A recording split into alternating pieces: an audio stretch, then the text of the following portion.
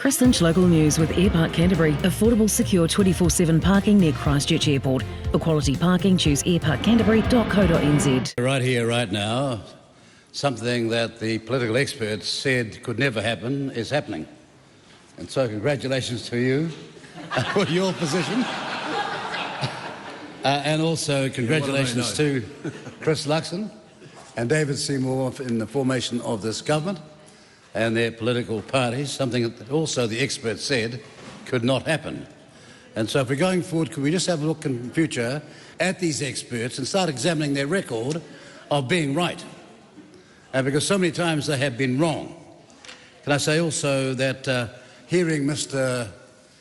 Hipkins today was actually an astonishing event.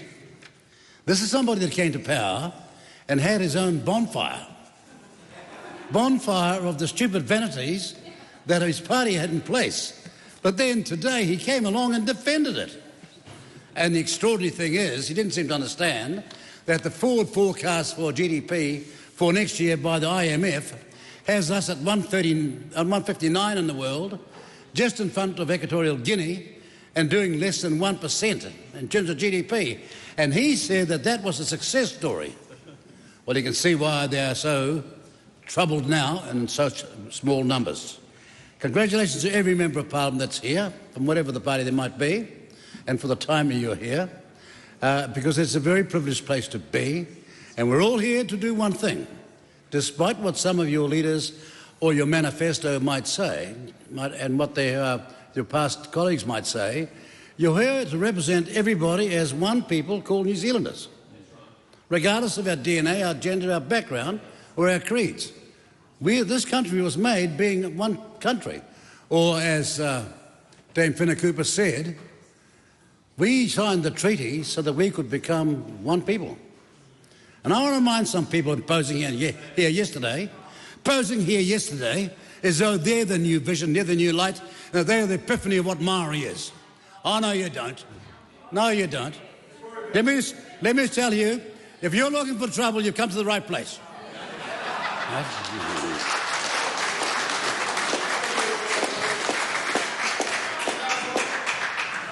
We came back to Parliament doing the impossible. Right? Yes, you're true, it's true. But let me tell you two things.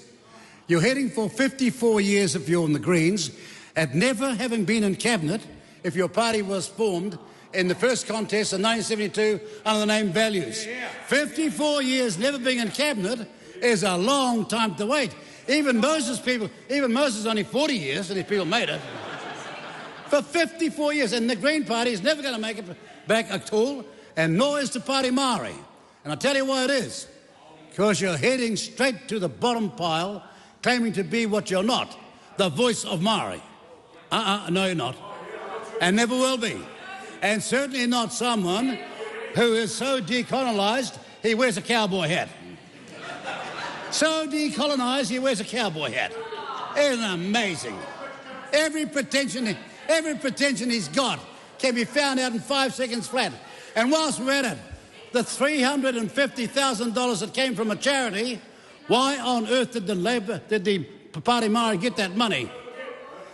3,500 charity money to Party Maori, and what is going on when that can be allowed to survive in this country's democracy? Oh, yeah. Not too happy now. Well, there'll be somebody knocking soon. Believe me. And the same law will apply to them as applies to every other political party. Now, can I just say this? We survived the last campaign having been marginalised, Cinderellaised, demonised by too many who were in the public interest journalism fund paid off in the media. But we're back. No. We want a democracy where there is the fourth estate. Honest. Oh, no, somebody else didn't like the mother, did he? He was threatening somebody on TV, if you please. Of course, he wasn't obeying according to the way the fund should be operating, according to Willie, the Minister of Broadcasting. It was the most embarrassing circumstance. Now, the bill is, yes, I do like journalists. I like journalists who understand that it's a profession and that they are critical to any democracy. But I do not like fifth columnists. I don't like people, for example, to go out and have politically motivated commentary day in, day out. It reeks, their questions reek of their preference. They're not professionals. They're not professionals. Well, I can see why Mr. Jackson wouldn't understand, because Mr. Jackson has been the key voice in the Labour Party these last 6 years, and he's sent them to their demise. He's their Maori leader. He's their Maori leader, and there's one left now in the Maori seats. Oh, and by the way, Te Party Maori, only one party has ever taken all the Maori seats off Labour, and you're looking at it. Only one party's ever done that.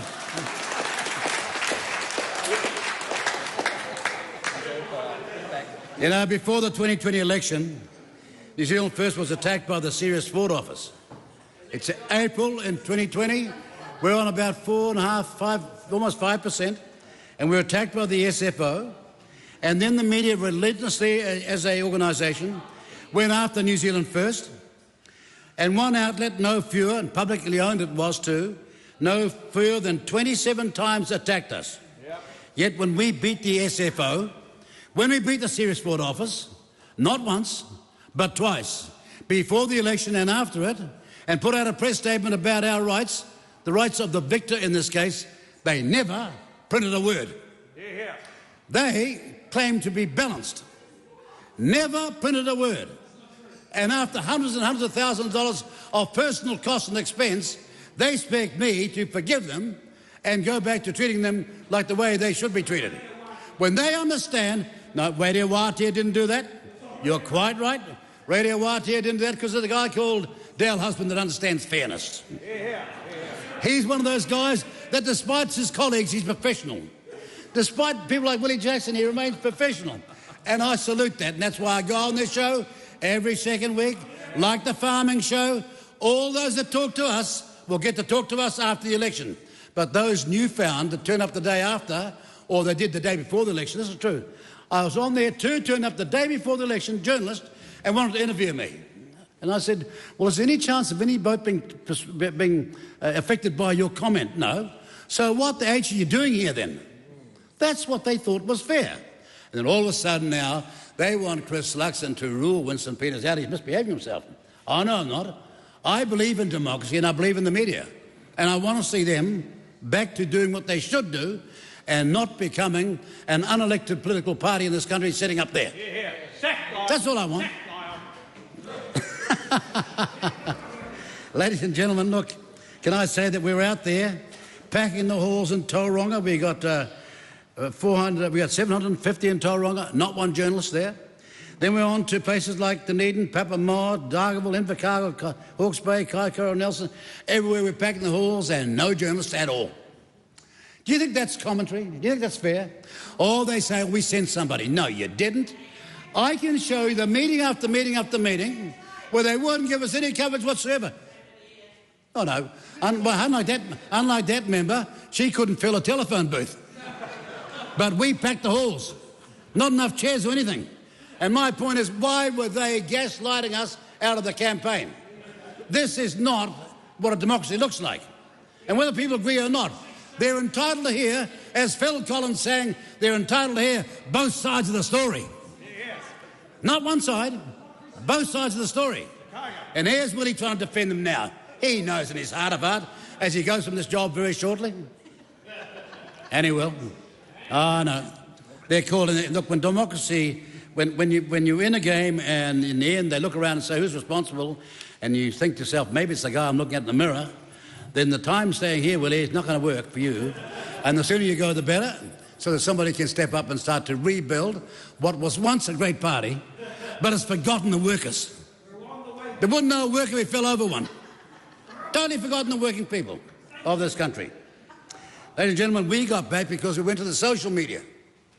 And we didn't use any boosters at all, but we knew out there, at least unfiltered and unedited, we could get our story away. But had we got a decent go, we'd be sitting here with far more than the members we got now. Yeah. And that's a fact. Why, the Greens never had a meeting. They never had a meeting. They go down to the beach, get a few starfish, and they're headlining a 6 o'clock news. What was political about that? Pray tell me, you're from the journalist, you're a media person, what was political about that? Unbelievable, deafening. And they never had any public meetings anywhere in the whole campaign, and there they are sitting there. But I'll tell you what, Mr. Collins, this is the high point. It's going down now. I've been around a long time. I know a bunch of losers when I see them. Any money you like, you're going our way. Because these people want their seat back. And they're better organised, and there will be when the time comes. So enjoy the next 3 years.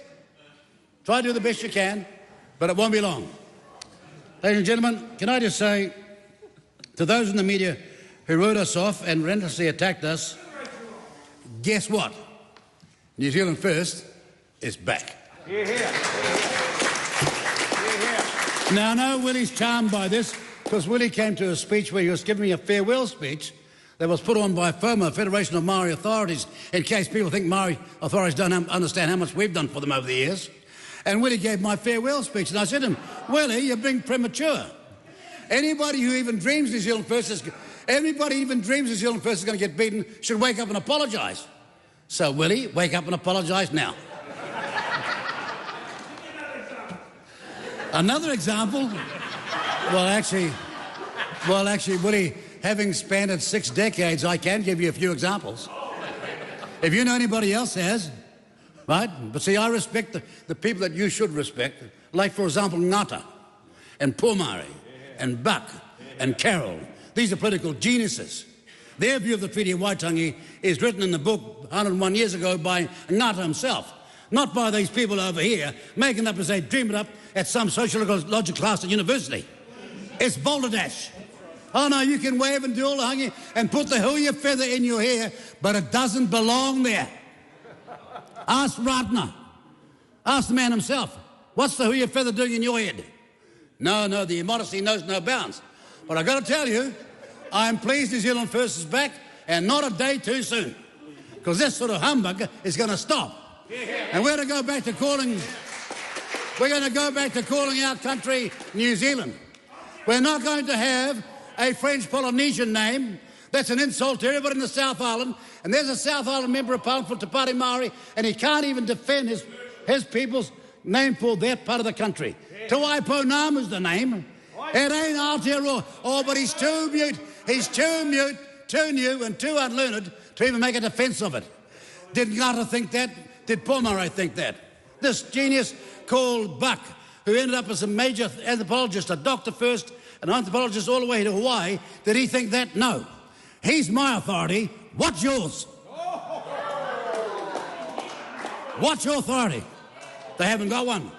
And so no more of this darn humbug, and you can put the taumoko on and dance around and carry on in the way that we find very strange, because where I come from, that's conferred upon you.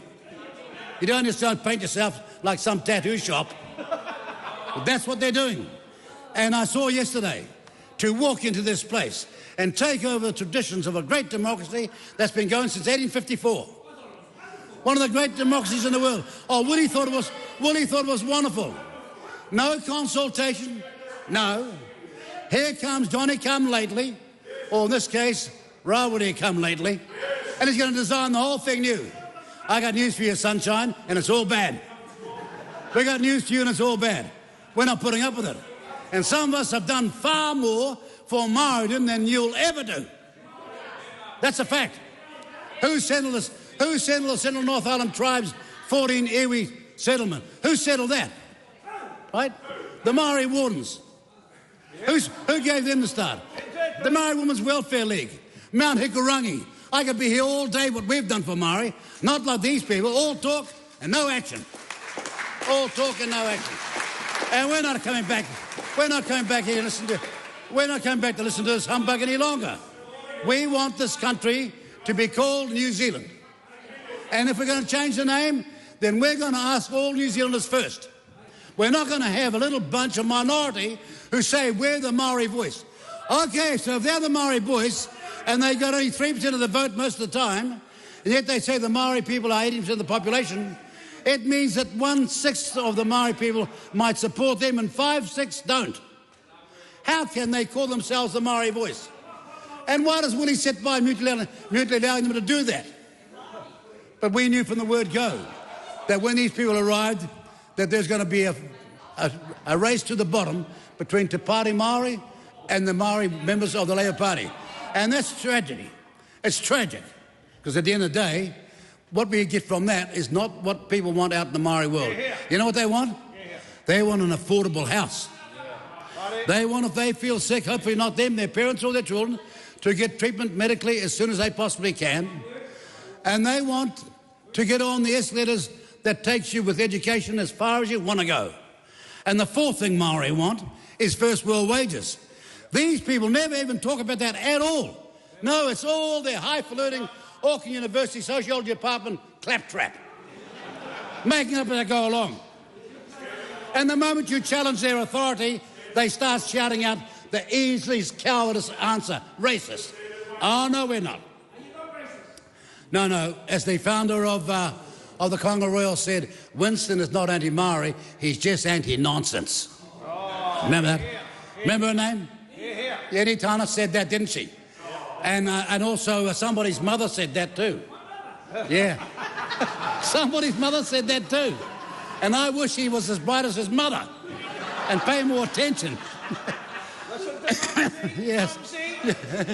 Yeah, your mother was a very bright woman.